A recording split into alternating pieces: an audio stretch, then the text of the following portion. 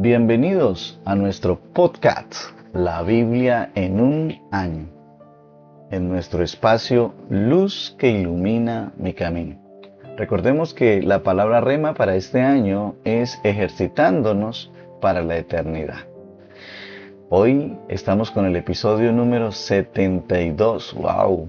Todo lo que ya ha pasado durante este año. Y el título de nuestro podcast de hoy es Límites de amor. Recuerdo años atrás un partido de fútbol que había sido pactado con la participación de 2 niños pequeños, incluyendo uno de mis hijos de 8 años por aquel entonces, dice el pastor Nicky. Un amigo mío llamado Andy, que había entrenado a los niños durante todo el año, sería el árbitro. Lamentablemente, a las 2:30 de la tarde aún no había llegado el árbitro y los pequeños no podían esperar más. Me presionaron entre todos para que supliera al árbitro, pero no tenía silbato, no había marcas para los límites del campo de juego y me sabía más las reglas mucho peor que alguno de los niños. El juego pronto derivó y cayó en un caos total. Algunos gritaban diciendo que el balón estaba dentro, otros que había caído fuera. Yo no estaba seguro, por lo que dejaba que la situación siguiera su curso.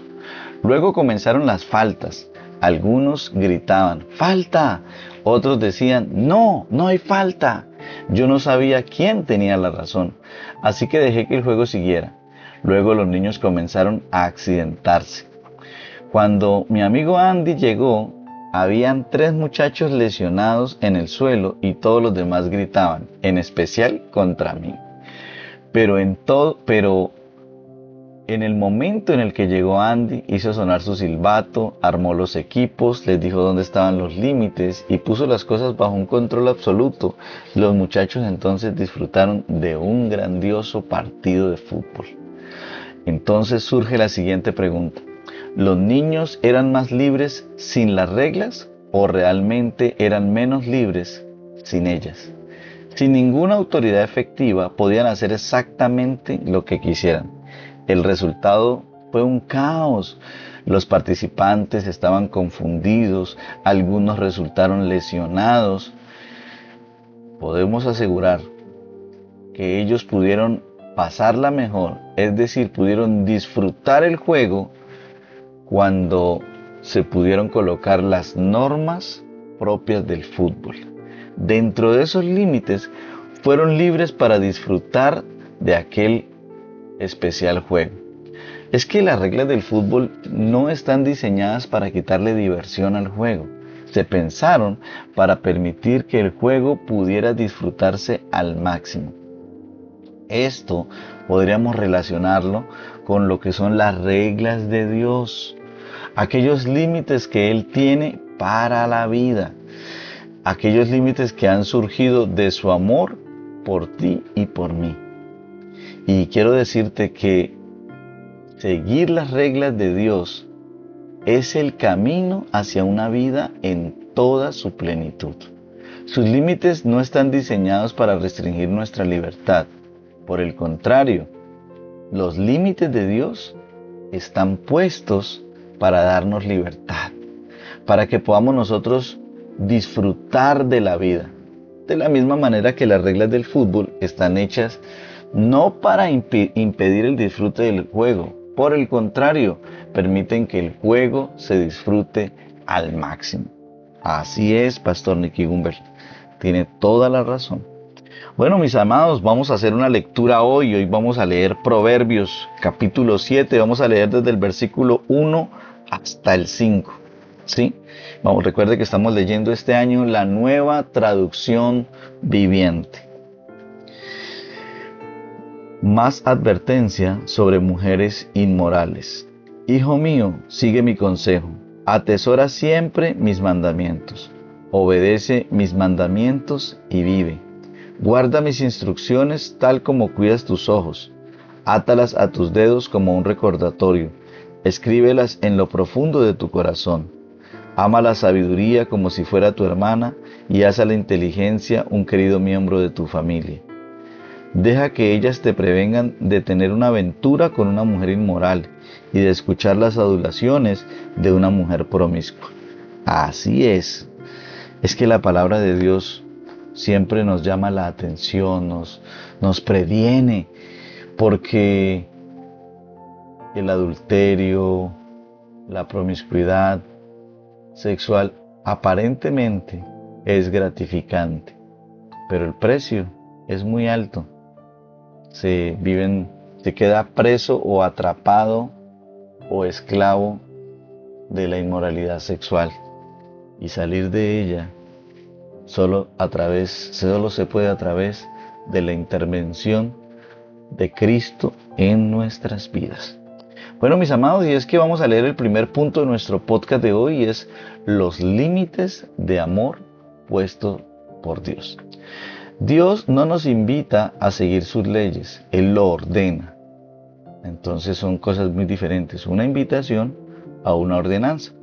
Él ordena que lo hagamos, pero no son mandamientos de un dictador, sino que son mandamientos que vienen de un corazón lleno de amor, diseñado para asegurar justicia, paz y plenitud de vida. ¡Wow! El escritor de Proverbios es como un padre que insta a sus hijos y les transmite los mandamientos de Dios. Urge a sus hijos del siguiente modo: guarda en tu mente mis mandamientos, cumple mis mandatos y vivirás. Cuida mis enseñanzas como a la niña de tus ojos. Grábatelos en la mente. Es lo que hace el Espíritu Santo. ¿Qué es lo que hace? Él escribe las leyes de Dios en nuestros corazones, en tu corazón, en mi corazón, y te da la capacidad para obedecerlos. ¡Wow!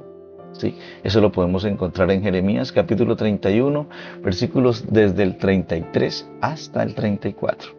Los mandamientos de Dios traen sabiduría, y la sabiduría debería ser nuestra hermana. Ofrece inteligencia y previene que nos metamos en problemas. Entonces, cuando vemos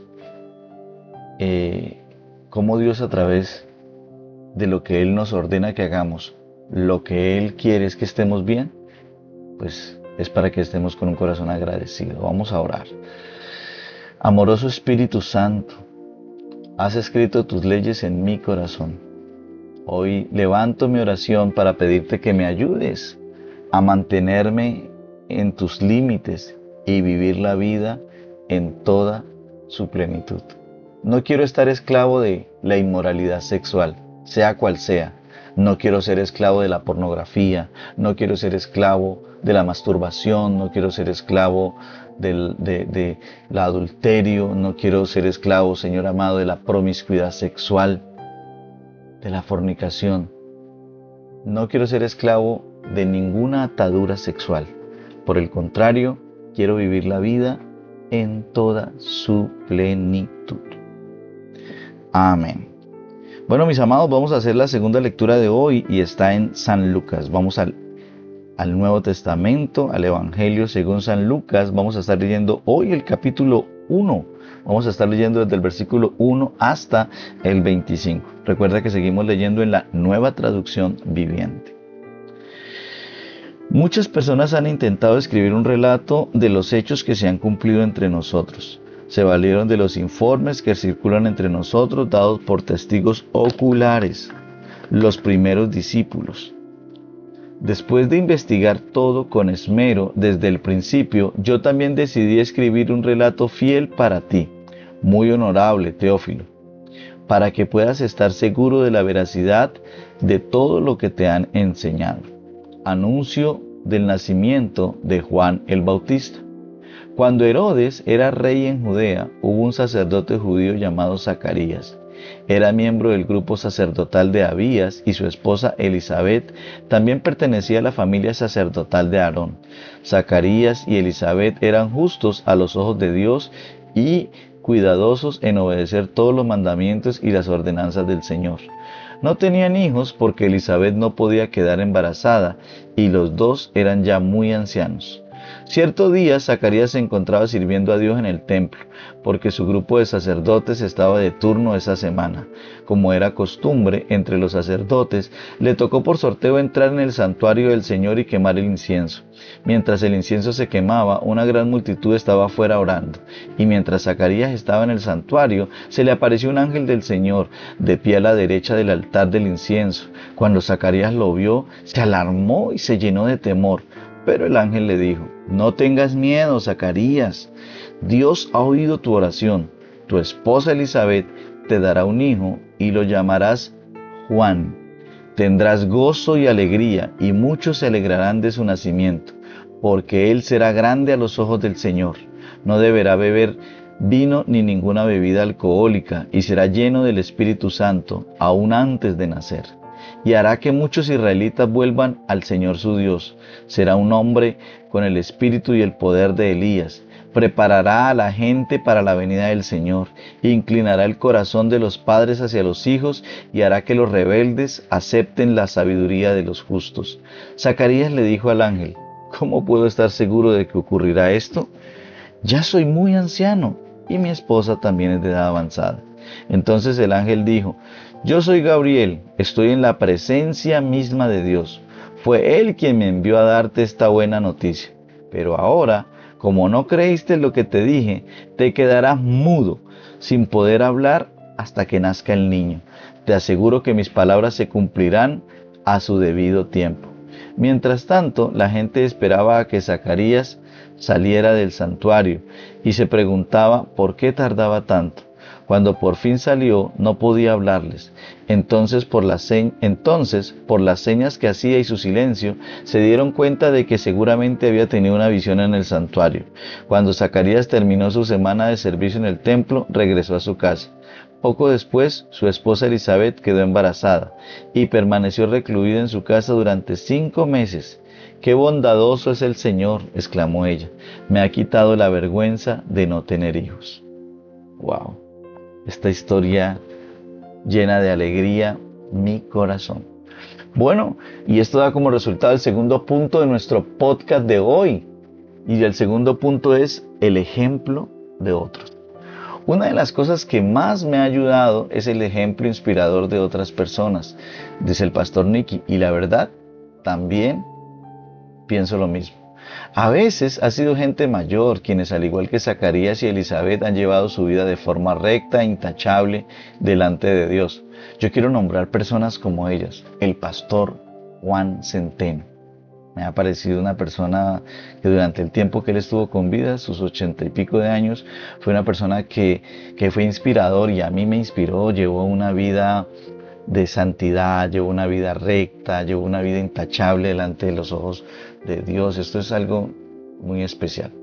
Otras veces han sido personas jóvenes, llenos del Espíritu Santo y poder. Como Juan el Bautista, cualquier persona a cualquier edad puede ser un ejemplo inspirador. Claro que sí, y yo creo que también pues muchos han podido ser inspirados por Charlie Kirk, aquel hombre de los Estados Unidos que fue asesinado el año pasado, pero que con su vida, siendo muy joven, inspiró a muchas personas a buscar a Dios. ¿Sí? Lucas era una persona instruida, un historiador a quien tradicionalmente se le consideró como médico. Era el único gentil en el elenco de escritores judíos del Nuevo Testamento. Este es el primer libro de su obra de 2 volúmenes. El primer volumen, Lucas, y el segundo volumen, Hechos de los Apóstoles. Lucas hizo una investigación minuciosa de los acontecimientos en torno a Jesús. Escribió un relato basado en testigos presenciales, en algunas versiones oculares, es decir, testigos que vieron lo que sucedió, para que llegues a tener plena seguridad de lo que te enseñaron. Tú puedes tener la plena seguridad de la vida, muerte y resurrección de nuestro Señor Jesucristo. Él, es decir, Lucas, comienza su relato con el nacimiento de Juan el Bautista. En particular, comienza con los padres de Juan, es decir, Zacarías y Elizabeth. Ambos eran rectos e intachables delante de Dios, obedecían todos los mandamientos y preceptos del Señor. Merece notar que no hay ninguna sugerencia de que Elizabeth fuera estéril por algún pecado en su vida o en la de Zacarías. Todo lo contrario, se dice que ellos eran intachables. Finalmente, su oración fue contestada. ¡Wow!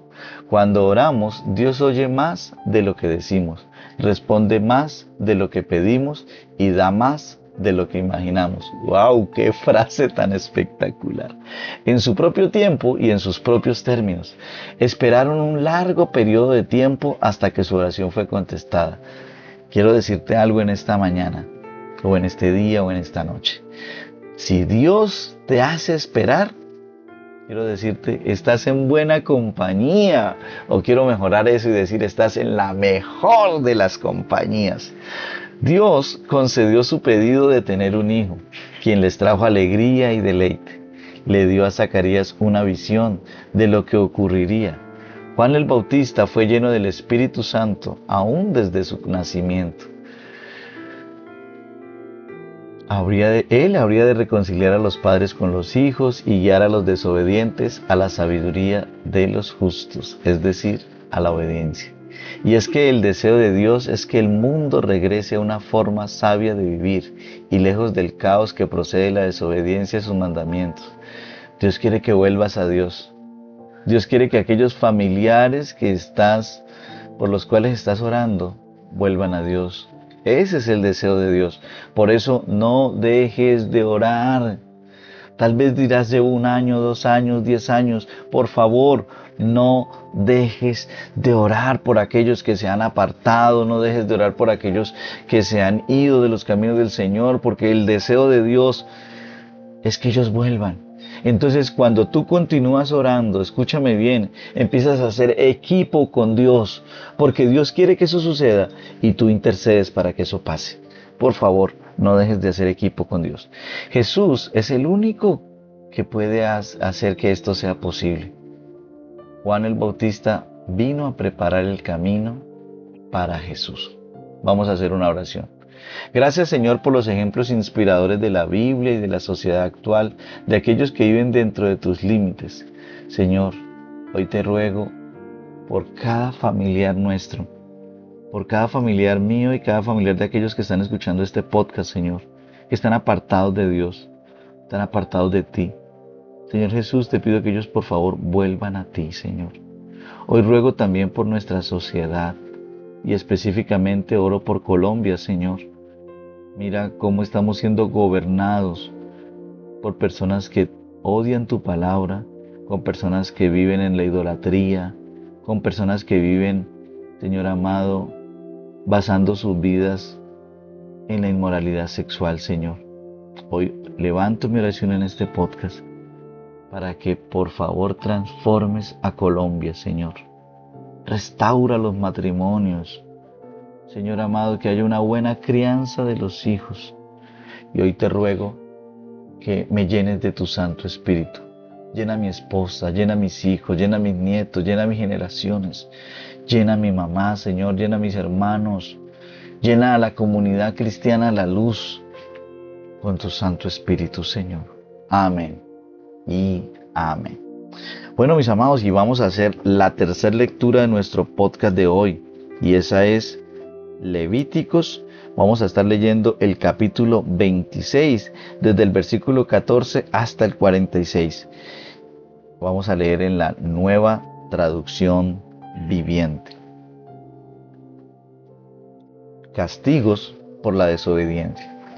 Sin embargo, si no me escuchan ni obedecen todos estos mandatos, y si rompen mi pacto al rechazar mis decretos, al tratar mis ordenanzas con desprecio y al rehusar obedecer mis mandamientos, yo los castigaré.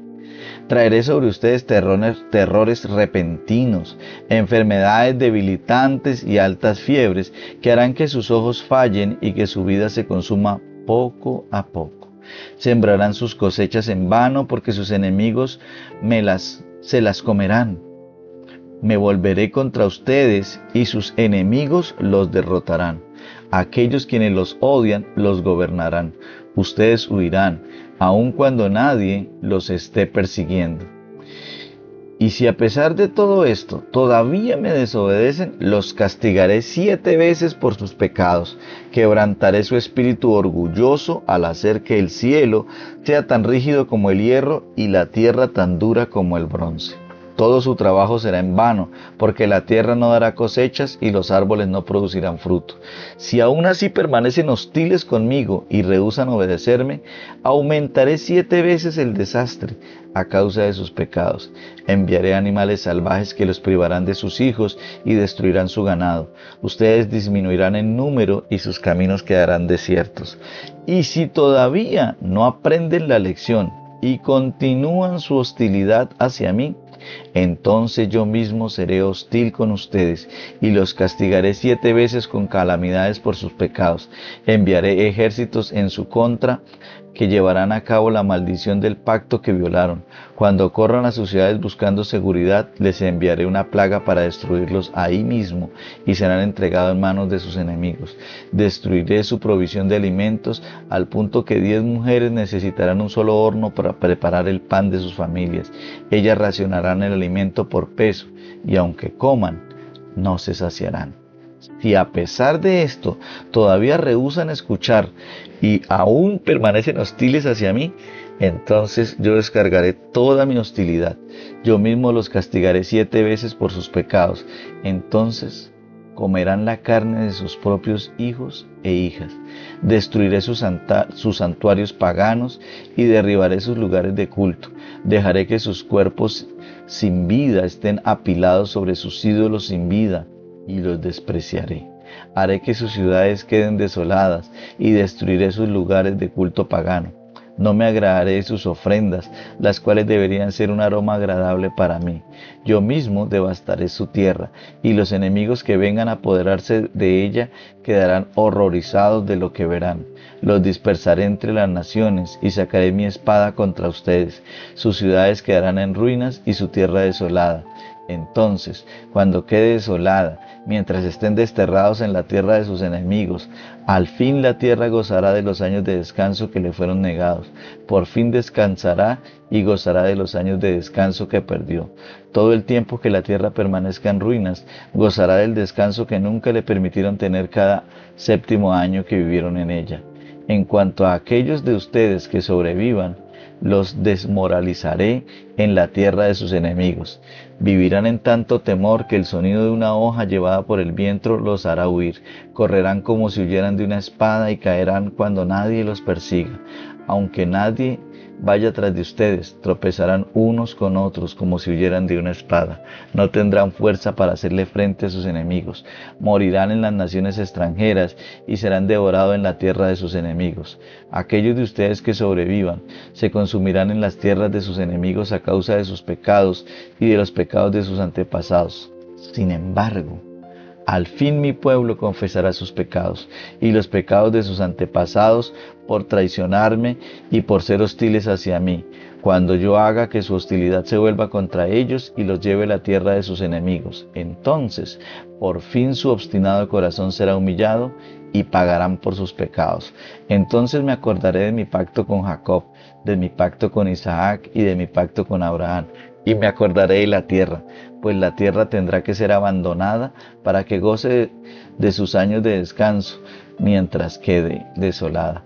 Al fin el pueblo pagará por sus pecados, pues continuamente ha rechazado mis ordenanzas y despreciado mis decretos. A pesar de todo esto, cuando estén desterrados en la tierra de sus enemigos, no los despreciaré ni los rechazaré por completo. No cancelaré mi pacto con ellos destruyéndolos, porque yo soy el Señor su Dios.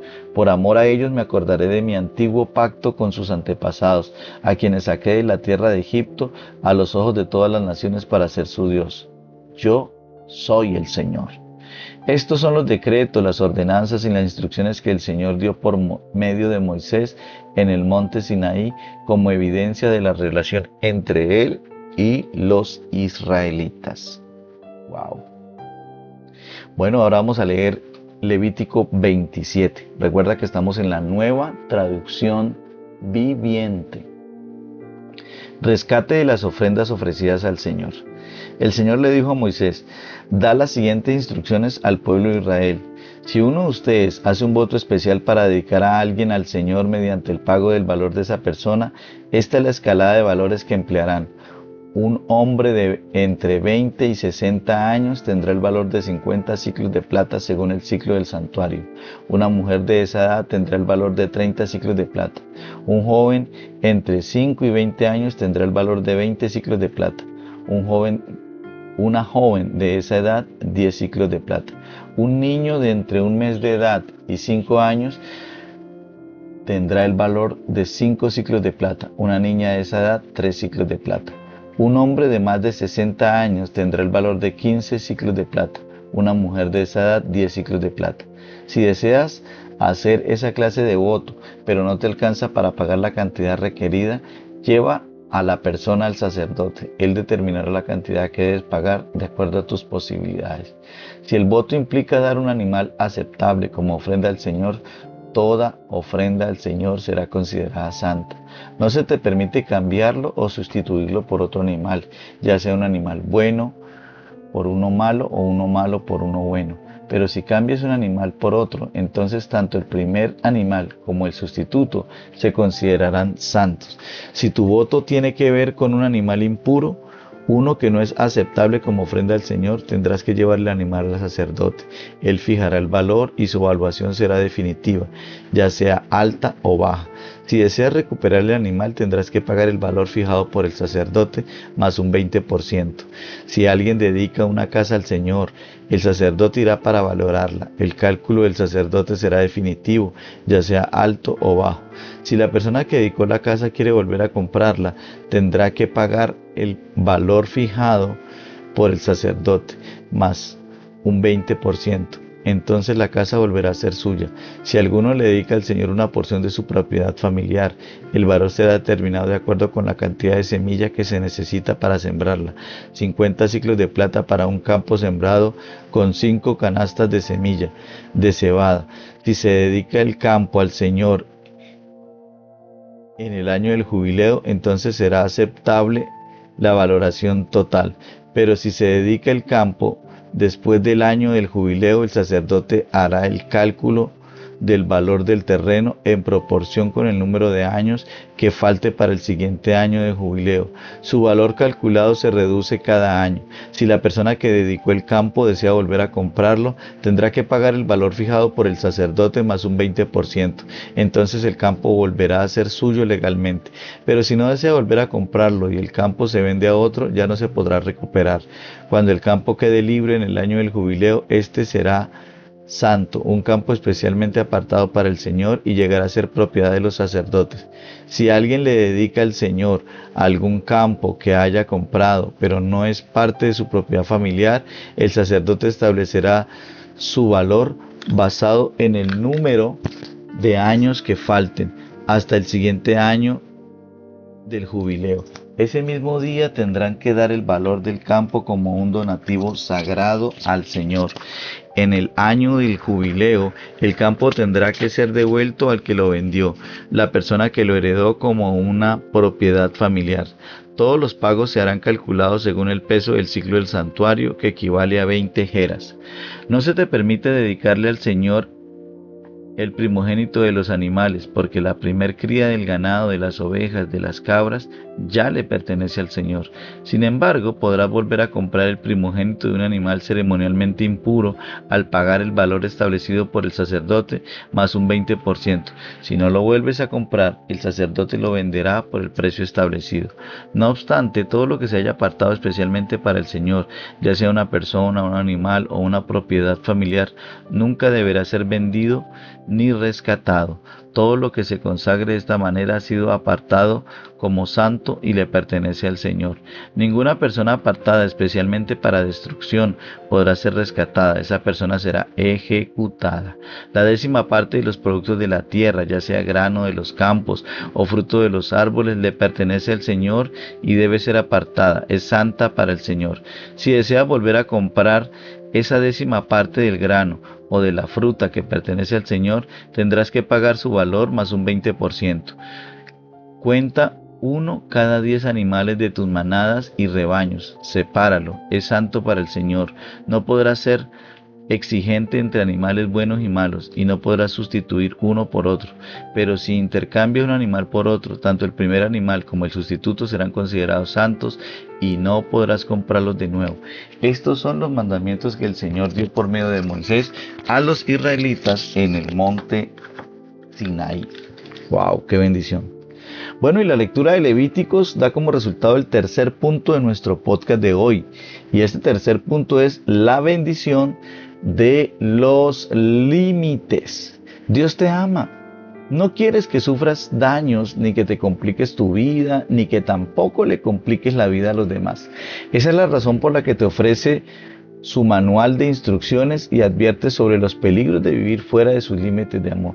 Recuerda que la constitución de aquellos que somos cristianos o hijos de Dios es la palabra de Dios. Esa es la que debe regir toda nuestra vida, la palabra. El último versículo de Levítico resume de qué se trata todo el libro. Dice, estos son los mandamientos que el Señor dio a Moisés para los israelitas en el monte Sinaí. Sus límites están diseñados para dar bendición. El pasaje de hoy describe los resultados desastrosos cuando el pueblo de Dios no obedece, cuando no ponen por obra esos mandamientos, sino que los rechacen y menosprecian las leyes del Señor y sus decretos, y por lo tanto no cumplen con ninguno de sus mandamientos, faltando así a la alianza que hay entre Dios y su pueblo. Yo también haré lo siguiente con ustedes. Wow, eso es lo que dice Dios. Vemos el mundo caótico que viene como consecuencia de la desobediencia, del orgullo y de la terquedad. La relación con Dios se rompe, las oraciones no tienen respuesta.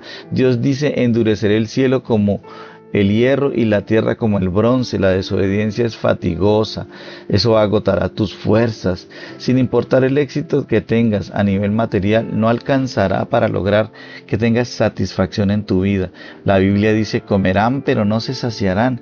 Eso describe de forma literal cómo las maldiciones de la desobediencia consumen y agotan a una persona. Dios ofrece toda oportunidad posible para que nos arrepintamos. Pone toda clase de obstáculos en nuestro camino para persuadirnos de regresar a Él en su fidelidad. Y pese al continuo rechazo, Dios está siempre dispuesto a recibirnos de nuevo. Si nos confesamos delante de Él, si abrimos nuestro corazón, si nos humillamos, si nos rendimos a Él, hoy Dios te está haciendo un llamado para que vuelvas a Él.